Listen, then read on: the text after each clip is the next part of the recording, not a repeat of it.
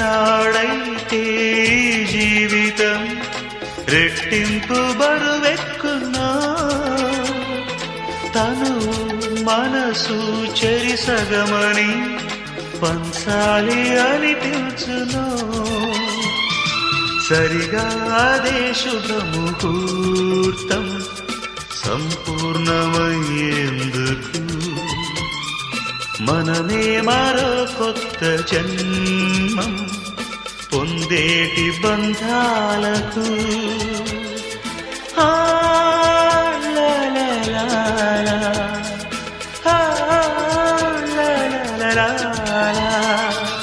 నీ నవ్వు చెప్పింది నాతో నేనెవ్వరు ఏమిటో